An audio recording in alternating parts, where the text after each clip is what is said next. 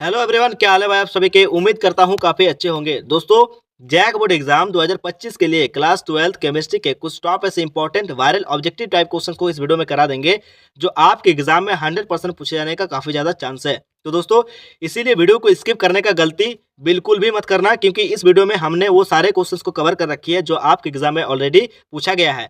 और याद रखना, जैक बोर्ड हमेशा रिपीटेड क्वेश्चंस को फॉलो करता है, तो उम्मीद है ये सारे क्वेश्चन इस साल आप लोगों को देखने को मिल सकते हैं। ठीक है, इसीलिए वीडियो को कंप्लीट वॉच कीजिएगा, क्योंकि इस वीडियो में बताए गए हर एक क्वेश्चन आपके एग्जाम पॉइंट ऑफ व्यू से काफी ज्यादा इंपॉर्टेंट है। तो चलिए बिना किसी समय को बर्बाद किए आज की वीडियो की शुरुआत करते हैं एक नए अंदाज और एक नए जोश के साथ। तो दोस्तों चलिए आइए देख लेते हैं हम लोग क्वेश्चन नंबर 1 को, जो आपके एग्जाम पॉइंट ऑफ व्यू से काफी ज्यादा इंपॉर्टेंट है। दोस्तों यहाँ पर हम लोग क्वेश्चंस को हिंदी में भी रीड करेंगे और साथ ही साथ इंग्लिश में भी रीड करेंगे, क्योंकि दोस्तों मेरा मानना है कि इंग्लिश मीडियम के बच्चे के साथ साथ हिंदी मीडियम वाले बच्चे के लिए भी वीडियो अपलोड होनी चाहिए। उन सभी विद्यार्थियों को भी हिंदी में भी वीडियो मिलनी चाहिए। तो इस बात पर दोस्तों आप लोगों को वीडियो को जमकर लाइक करना है, और अगर आप लोग चैनल पर नए हो तो प्लीज चैनल को सब्सक्राइब कर लेना है। ठीक है, तो चलो आओ देख लेते हैं क्वेश्चन नंबर 1 को, जो आपके एग्जाम पॉइंट ऑफ व्यू से काफी ज्यादा इंपॉर्टेंट है। दोस्तों क्वेश्चन नंबर 1 में पूछा गया सवाल है, which one of the following is non crystalline और एमरफस इन नेचर। इनमें से कौन सा मैटर दोस्तों जो नॉन क्रिस्टलाइन है या फिर एमरफस नेचर का है। तो याद रखना दोस्तों, ग्लास क्या है दोस्तों, नॉन क्रिस्टलाइन सॉलिड है, और साथ ही साथ ये नेचर में एमरफस भी है। ठीक है, तो राइट आंसर हो जाएगा 1 का ऑप्शन नंबर 4 ग्लास। हिंदी में भी देख लेते हैं, निम्नलिखित में से कौन सा रवाहीन या अक्रिस्टलीय प्राकृतिक का है। तो कांच एकदम बिल्कुल सही आंसर हो जाएगा, शीशा। ठीक है, चलो अगला सवाल को देख लेते हैं। क्वेश्चन नंबर 2, क्वेश्चन नंबर 2 में पूछा गया सवाल है, an ionic compound has BCC मतलब body centre cubic structure with atoms A occupying the corner of the unit cell and B at the body centre. The formula of the ionic compound. तो इसका formula क्या हो जाएगा, ए into B, यानी कि 2 का right answer option number 1 correct answer हो जाएगा। क्वेश्चन नंबर 3 को हम लोग देख लेते हैं, जो आपके एग्जाम पॉइंट ऑफ व्यू से काफी ज्यादा इंपॉर्टेंट है। क्वेश्चन नंबर 3 में पूछा गया सवाल है, which of the following is a colligative property. Hindi में हम लोग देख लेते हैं, निम्नलिखित में से कौन अनुसंख्यक गुणधर्म है। तो राइट आंसर इसका हो जाएगा option number C, correct answer हो जाएगा डिक्रीज इन फ्रीजिंग पॉइंट। ठीक है, याद रखना। अगला सवाल को देख लेते हैं, क्वेश्चन नंबर 4। क्वेश्चन 4 में पूछा गया सवाल है, relative lowering in vapour pressure is equal to. Relative lowering is in vapour pressure is equal to किसके इक्वल टू होता है, तो मोल फ्रैक्शन ऑफ सॉलिड के इक्वल होता है। ठीक है, याद रखना। हिंदी में हम लोग देख लेते हैं, विलयन के वाष्प दाब में अपेक्षिक अवनमन बराबर होता है। किसके बराबर होता है, तो विलय के मोल के अंश के बराबर होता है। याद रखना। ठीक है, नेक्स्ट क्वेश्चन जो आपके एग्जाम पॉइंट ऑफ व्यू से काफी ज्यादा इंपॉर्टेंट है। दोस्तों क्वेश्चन नंबर 5 में पूछा गया है, the charge require for the reduction of 1 mole of Al3+ to Al is. मतलब दोस्तों Al3+ को अगर हम लोग Al में रिडक्शन करेंगे तो कितनी मात्रा में चार्ज की रिक्वायरमेंट होगी, ये तुम्हें बताना है। तो याद रखना मेरे दोस्त, 2,89,500 कूलम चार्ज का रिक्वायरमेंट होगा। ठीक है, चलिए अगला सवाल को देख लेते हैं, क्वेश्चन नंबर 6 जो आपके एग्जाम पॉइंट ऑफ व्यू से काफी ज्यादा इंपॉर्टेंट है। दोस्तों क्वेश्चन नंबर 6 में पूछा गया सवाल है, the unit of rate constant for the zero order reaction is. Hindi में देख लेते हैं, शून्य कोटि अभिक्रिया के वेग स्थिरांक की इकाई है। तुमसे यूनिट पूछ रही है, यहाँ पर इकाई पूछ रही है। ठीक है, किसका यूनिट पूछ रहा है, तो रेट कांस्टेंट का पूछ रहा है for the zero order reaction. तो इसका यूनिट क्या होती है, तो याद रखना mole litre inverse second inverse होती है। तो 6 का right answer option number C correct answer हो जाएगा। ठीक है, चलिए नेक्स्ट क्वेश्चन को देख लेते हैं। Question number 7। क्वेश्चन नंबर 7 में पूछा गया सवाल है, a reaction in which reactant are converted into product P follow second order kinetic if concentration of reactant R is increased by 4 times what will be the increase in rate of information of P। दोस्तों यहाँ पर हम लोग को follow करने बोल रहा है सेकंड ऑर्डर काइनेटिक्स का। तो जो भी कंसंट्रेशन दिया रहेगा उसका हम लोग स्क्वायर कर देंगे। तो कितना टाइम्स दिया है, 4 टाइम्स दिया है, इसका स्क्वायर कर देंगे तो 4 4 4 16 हो जाएगा। ठीक है, तो 7 का राइट आंसर हो जाएगा, option number C correct answer हो जाएगा। ठीक है, चलिए अगला सवाल को देख लेते हैं। Question number 8। क्वेश्चन नंबर 8 में पूछा गया सवाल है, जो आपके एग्जाम पॉइंट ऑफ व्यू से काफी ज्यादा इंपॉर्टेंट है। पूछा गया सवाल है, molecularity of A reaction can not be. एक अभिक्रिया की आणविकता डैश नहीं हो सकती है। तो कितनी नहीं हो सकती है, तो कभी भी 0 नहीं हो सकती है मेरे दोस्त। ठीक है, तो राइट आंसर हो जाएगा 8 का ऑप्शन नंबर 1। ठीक है, चलिए नेक्स्ट क्वेश्चन को देख लेते हैं। Question number 9। क्वेश्चन नंबर 9 में पूछा गया सवाल है, which of the following is aerosol. इनमें से कौन एरोसोल है, ये तुम्हें बताना है। तो याद रखना, स्मोक क्या दोस्तों होते हैं, तो एरोसोल होते हैं। तो 9 का right answer option number 1 correct हो जाएगा। बाकी मिल्क भी नहीं होगा, सोप लेदर भी नहीं होगा और बटर भी नहीं होगा। ठीक है, चलिए तो दोस्तों चलिए अगला सवाल को देख लेते हैं। क्वेश्चन नंबर 10 जो आपके एग्जाम पॉइंट ऑफ व्यू से काफी ज्यादा इंपॉर्टेंट है। दोस्तों पूछा गया है, the elements with anomalous electronic configuration in the 3D series are of. Hindi में देख लेते हैं, पूछा गया है 3D श्रेणी में विषम इलेक्ट्रॉनिक विन्यास वाले तत्व कौन कौन से होते हैं। तो याद रखना मेरे दोस्त, क्या होता है, Cu होता है, यानी कि कॉपर होता है और क्रोमियम होता है। तो ऑप्शन नंबर राइट आंसर इसका हो जाएगा 10 का ऑप्शन नंबर डी बिल्कुल करेक्ट आंसर हो जाएगा, क्रोमियम और कॉपर। ठीक है, चलिए अगला सवाल को देख लेते हैं। Question number 11।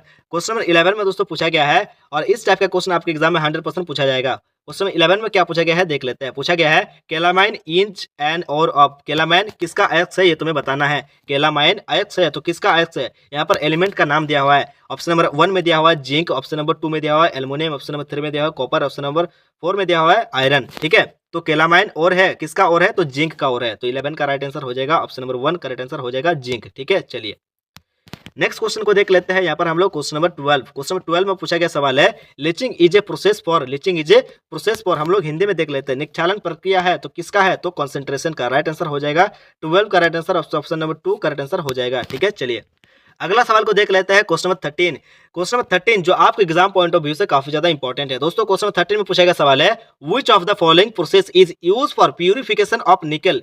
इनमें से कौन सा प्रोसेस का हम लोग यूज दोस्तों निकल का प्यूरिफिकेशन के लिए हम लोग करते हैं। हिंदी में भी हम लोग देख लेते हैं, लिखा गया है निम्न में से किस विधि का प्रयोग निकेल के शोधन के लिए होते हैं। तो याद रखना दोस्तों मॉन्ड प्रोसेस का हम लोग यूज करते हैं। तो 13 का राइट आंसर हो जाएगा ऑप्शन नंबर 2 का राइट आंसर हो जाएगा मॉन्ड प्रोसेस। ठीक है, चलिए अगला सवाल को देख लेते हैं। क्वेश्चन नंबर 14 पूछा गया है which of the following does not exist. निम्न में से किसका अस्तित्व नहीं है, तो राइट आंसर हो जाएगा NCl5। ठीक है, तो दोस्तों चलिए अगला सवाल को देख लेते हैं। क्वेश्चन नंबर 15 दोस्तों, क्वेश्चन नंबर 15 में पूछा गया सवाल है process of commercial production of nitric acid is. Hindi में देख लेते हैं नाइट्रिक अम्ल के व्यावसायिक उत्पादन की विधि है तो कौन सा विधि है दोस्तों, कौन सा प्रोसेस है, तो याद रखना मेरे दोस्त ओस्टवाल प्रोसेस है, याद रखना। तो 15 का राइट आंसर ऑप्शन नंबर 2 का राइट आंसर हो जाएगा। क्वेश्चन नंबर 16 को हम लोग देख लेते हैं। क्या पूछा गया है, पूछा गया है which of the following acids is a tribasic acid. निम्न में से कौन सा अम्ल त्रिक्षारीय है यानी कि ट्राइबेसिक एसिड है। ठीक है, तो याद रखना दोस्तों H3PO4 दोस्तों क्या है दोस्तों, ये ट्राइबेसिक एसिड है और इसका नाम क्या है, इसका फुल नाम होता है ऑर्थोफॉस्फोरिक एसिड। ठीक है, और इसका स्ट्रक्चर कैसे बनता है, इसका स्ट्रक्चर कुछ इस तरीके से बनता है दोस्तों, कुछ इस तरीके से बनता है। याद रखना मेरे दोस्त कैसे बनता है, ठीक है ऐसे बनता है। ठीक है, याद रखना। चलिए तो दोस्तों चलिए अगला सवाल को देखते हैं। क्वेश्चन नंबर 17 जो आपके एग्जाम पॉइंट ऑफ व्यू से काफी ज्यादा इंपॉर्टेंट है दोस्तों। पूछा गया है which one of the following is diamagnetic in nature. इनमें से कौन से तत्व का दोस्तों जो नेचर है वो डायमैग्नेटिक है। ठीक है, जिसको मैग्नेट के द्वारा रिपेल किया जाता है, याद रखना। तो Zn2+। ठीक है, राइट आंसर हो जाएगा 17 का ऑप्शन नंबर 4 का राइट आंसर हो जाएगा। ठीक है, चलिए दोस्तों अगला सवाल को देख लेते हैं। क्वेश्चन नंबर 18 दोस्तों, क्वेश्चन नंबर 18 में पूछा गया सवाल है colours of transition metal ions are due to absorption of light of some wavelength this result in. तो राइट आंसर हो जाएगा ये रिजल्ट कहां पर देखने को मिलती है, तो DD ट्रांजिशन में। राइट आंसर इसका हो जाएगा ऑप्शन नंबर 1 का राइट आंसर हो जाएगा। हिंदी में देख लेते हैं संक्रमण धातु के आयन कुछ तरंगदैर्घ्य के प्रकाश का अवशोषण कर रंग प्रदर्शित करते हैं, इसका परिणाम है। तो राइट आंसर हो जाएगा ऑप्शन नंबर 1 करेक्ट आंसर हो जाएगा DD संक्रमण। ठीक है, चलिए दोस्तों अगला सवाल को देख लेते हैं। क्वेश्चन नंबर 19, क्वेश्चन नंबर 19 में पूछा गया सवाल है the oxidation of toluene to benzaldehyde by chromyl chloride is called, क्या कहलाता है। तो राइट आंसर इसका हो जाएगा इटर रिएक्शन। ठीक है, 19 का राइट आंसर ऑप्शन नंबर 1 एकदम बिल्कुल करेक्ट आंसर हो जाएगा। ठीक है, तो चलिए दोस्तों अगला सवाल को देख लेते हैं। क्वेश्चन नंबर 20 जो आपके एग्जाम पॉइंट ऑफ व्यू से काफी ज्यादा इंपॉर्टेंट है दोस्तों। पूछा गया है which of the following does not give aldol condensation reaction. दोस्तों जिसके पास अल्फा हाइड्रोजन होते हैं, जिसके पास अल्फा हाइड्रोजन होते हैं वही क्या करते हैं दोस्तों, एल्डोल कंडेंसेशन देते हैं, और जिसके पास नहीं होता है वो नहीं देता है। तो बेंजिल्डिहाइड के पास नहीं होता है, तो राइट आंसर हो जाएगा 20 का right answer option number B का राइट आंसर हो जाएगा। ठीक है, चलिए अगला सवाल को देख लेते हैं। क्वेश्चन नंबर 21 पूछा गया सवाल है one of the reagents for Sandmeyer reaction is. Right answer इसका हो जाएगा option number B correct answer हो जाएगा। ठीक है, चलिए अगला सवाल को देख लेते हैं। क्वेश्चन नंबर 22 जो आपके एग्जाम पॉइंट ऑफ व्यू से काफी ज्यादा इंपॉर्टेंट है दोस्तों। यहाँ पर आपसे पूछ रहा है what is the IUPAC name. IUPAC name तुमसे पूछ रहा है CH3OC2H5। दोस्तों यहाँ पर 2 कार्बन है इसीलिए राइट आंसर इसका क्या हो जाएगा, option number C correct answer हो जाएगा मिथॉक्सी इथेन। ठीक है, चलिए दोस्तों अगला सवाल को देख लेते हैं। क्वेश्चन नंबर 23, क्वेश्चन नंबर 23 में पूछा गया सवाल है दोस्तों hydration of propene in the presence of deal H2SO4 gives, तो क्या देती है। तो राइट आंसर हो जाएगा 23 का right answer option number B एकदम बिल्कुल करेक्ट आंसर हो जाएगा। ठीक है, चलिए दोस्तों अगला सवाल को देख लेते हैं। क्वेश्चन नंबर 24 जो आपके एग्जाम पॉइंट ऑफ व्यू से काफी ज्यादा इंपॉर्टेंट है दोस्तों। पूछा गया सवाल है codling of milk is an example of. तो किसका एग्जांपल होता है, दूध से दही का बनना उदाहरण है, तो किसका उदाहरण है दोस्तों, तो डी नेचुरेशन ऑफ प्रोटीन्स का। राइट आंसर हो जाएगा ऑप्शन नंबर डी। अगला सवाल को देख लेते हैं। क्वेश्चन नंबर 25 दोस्तों, क्वेश्चन नंबर 25 जो आपके एग्जाम पॉइंट ऑफ व्यू से काफी ज्यादा इंपॉर्टेंट है दोस्तों। ये क्वेश्चन हर साल देखते हैं कि रिपीटेड किया जाता है क्वेश्चन को। ठीक है, पूछा गया है which base is not found in DNA। कौन सा बेस मतलब कौन सा चार्ज दोस्तों जो DNA में नहीं पाया जाता है, तो यूरासिल। राइट आंसर हो जाएगा 25 का राइट आंसर हो जाएगा ऑप्शन नंबर सी एकदम बिल्कुल करेक्ट आंसर हो जाएगा। ठीक है, चलिए दोस्तों अगला सवाल को देखते हैं। क्वेश्चन नंबर 26, क्वेश्चन नंबर 26 में दोस्तों पूछा गया सवाल है इन बेंजिल्डिहाइड प्लस ऑक्सीजन। अगर हम लोग बेंजिल्डिहाइड प्लस ऑक्सीजन को अगर एयर के साथ हम लोग क्या कराएंगे, रिएक्ट करवाएंगे, तो क्या प्रोडक्ट हम लोग को मिलेगा, तो बेंजोइक एसिड हम लोग को मिलेगा। ठीक है, वही हिंदी में भी लिखा हुआ है। ठीक है, चलिए अगला सवाल को देख लेते हैं हम लोग। क्वेश्चन नंबर 27 दोस्तों, क्वेश्चन नंबर 27 में पूछा गया सवाल है When acetamide is heated with an aqueous solution of sodium hydroxide and bromine, the product from is। Hindi में पूछा गया है, जब एसिटामाइड को सोडियम हाइड्रोक्साइड के जलीय घोल तथा ब्रोमीन के साथ गर्म किया जाता है तो कौन सा उत्पाद बनता है, तो कौन सा प्रोडक्ट बनता है दोस्तों, ये याद रखना दोस्तों। 27 का राइट आंसर हो जाएगा ऑप्शन नंबर 1, मिथाइल एमाइन बनता है। ठीक है, क्या बनता है, मिथाइल एमाइन। ठीक है, चलिए तो 27 का right answer option number 1 correct answer हो जाएगा। अगला सवाल को देखते हैं, क्वेश्चन नंबर 28 जो आपके एग्जाम पॉइंट ऑफ व्यू से काफी ज्यादा इंपॉर्टेंट है दोस्तों। क्वेश्चन नंबर 28 में पूछेगा सवाल है, which of the following is functional group of primary amine, मतलब प्राइमरी एमाइन का क्रियाशील समूह निम्नलिखित में से कौन है, तो कौन है दोस्तों, तो याद रखना मेरे दोस्त कौन है, तो राइट आंसर हो जाएगा 28 का option number B correct answer हो जाएगा NH2। ठीक है, चलिए दोस्तों नेक्स्ट क्वेश्चन को देख लेते हैं, क्वेश्चन नंबर 29 जो आपके एग्जाम पॉइंट ऑफ व्यू से काफी ज्यादा इंपॉर्टेंट है दोस्तों। पूछा गया सवाल है, proteins are polymers of amino acid that are connected to each other by. हम लोग हिंदी में देख लेते हैं, लिखा गया है प्रोटीन एमिनो अम्लों के बहुलक होते हैं जो आपस में डैश के द्वारा जुड़े होते हैं। तो किसके द्वारा जुड़े होते हैं मेरे दोस्त, तो पेप्टाइड बॉन्ड के द्वारा जुड़े होते हैं। तो राइट आंसर इसका हो जाएगा option number C correct answer हो जाएगा। 29 का right answer option number C peptide bond. ठीक है, चलिए दोस्तों अगला सवाल को देख लेते हैं हम लोग, क्वेश्चन नंबर 30 जो आपके एग्जाम पॉइंट ऑफ व्यू से काफी ज्यादा इंपॉर्टेंट है। और दोस्तों मैंने आप सबको बताया कि ये क्वेश्चन हर साल रिपीट करता है। ठीक है, कि which base is not found in DNA, मतलब डीएनए में कौन सा बेस नहीं पाया जाता है, कौन सा क्षार नहीं पाया जाता है, ये तुम्हें बताना है। तो दोस्तों 30 का राइट आंसर तुम लोग को कमेंट बॉक्स में कमेंट करके बताना है, ईमानदारी से बताना है। ठीक है, सभी बच्चे को। चलिए अगला सवाल को देख लेते हैं, क्वेश्चन नंबर 31 जो आपके एग्जाम पॉइंट ऑफ व्यू से काफी ज्यादा इंपॉर्टेंट है दोस्तों। पूछा गया सवाल है, rickets is causes due to deficiency of, rickets किसकी कमी से होती है, तो याद रखना विटामिन डी की कमी से दोस्तों रिकेट्स होती है। तो राइट आंसर हो जाएगा 31 का ऑप्शन नंबर डी। ठीक है, चलिए नेक्स्ट क्वेश्चन को देख लेते हैं, क्वेश्चन नंबर 32। क्वेश्चन नंबर 32 में पूछा गया सवाल है, कैप्रोलेक्टम इज मोनोमर ऑफ, तो नाइलन 6 राइट आंसर हो जाएगा 32 का ऑप्शन नंबर 1।